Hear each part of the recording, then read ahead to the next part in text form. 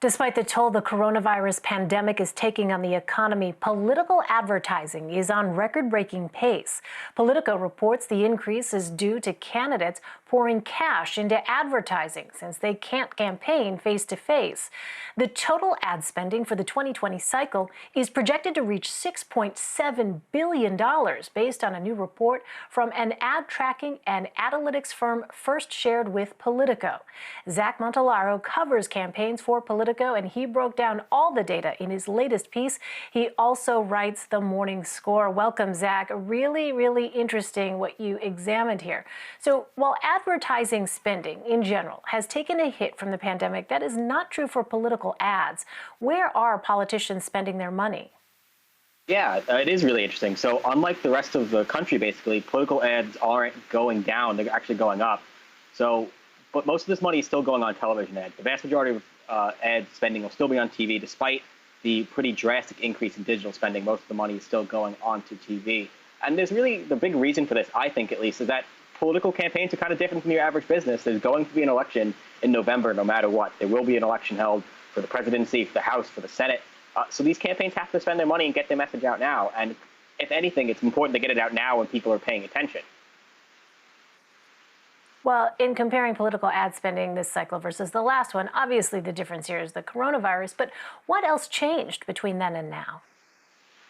So between last cycle and this cycle, in 2018 was a midterm, so we didn't see that big jump of presidential spending. But one of the big things, too, that really kind of sets this campaign apart was Mike Bloomberg.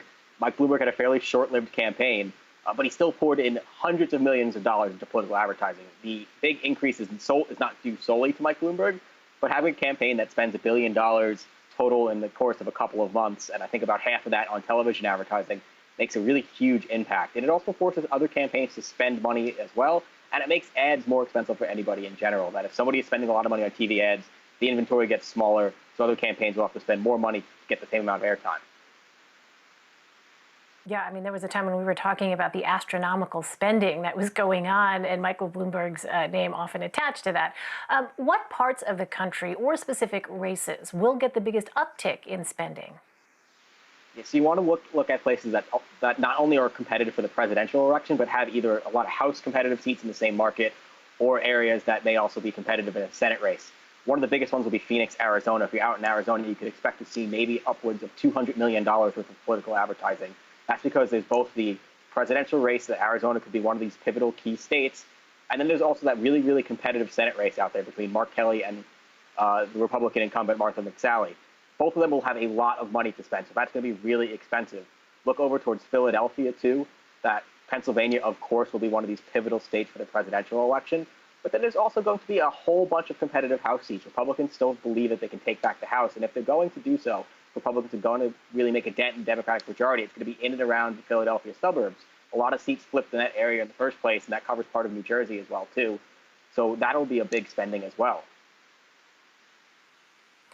So while digital media has upended ad spending for more traditional media like print or TV in many ways, is that true for political ads?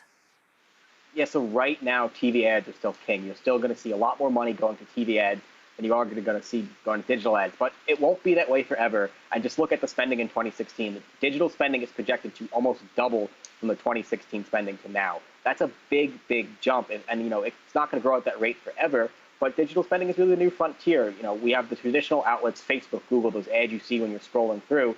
But then there's going to be growth in something called over-the-top streaming ads. Think about ads on Hulu or things like that. You're going to see more ads going that direction, too. So it won't surpass digital spending won't surpass television spending now, but even in another cycle or two, it could draw even or come past that. So we're really still going to see drastic increases in digital spending. Right, people's habits are changing. Well, you mentioned in your article that the Trump campaign has spent $48 million on direct ads compared to Joe Biden's $16 million. So how does that factor into the Biden campaign's effort to make the former VP go viral? Yeah, so it's interesting how campaigns are actually spending money online, and they're doing it in very different ways. The Trump campaign has spent a lot of money on Facebook and Google ads in particular, really to get their voters to click. Not because they're trying to persuade some voters of doing something, but they're trying to get their own supporters to sign up for an email list, or get their own supporters to sign up and give a little bit of money. Biden's campaign is kind of different. Biden's campaign has really focused right now on collecting digital dollars, and he just has a lot of less money.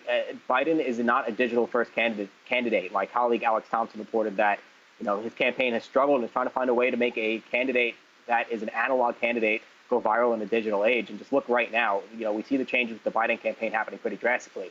The Biden campaign is jumping out right now to try to have him in front of as many town halls as possible, virtual town halls, virtual meetings. But it's these digital spending that need to catch up. And part of that will come as Democrats get more money, as that kind of fundraising parity comes into place. And some of it will just take some time for Democrats to catch up in the digital race. Yeah, a lot of people have noted how over the Trump campaign, Brad Parscale has really been very aggressive about reaching people digitally and getting them, when there were rallies happening, to give their information over for precisely those purposes that you just outlined. All right, Zach Montellaro for us. Zach, thank you very much. Thank you.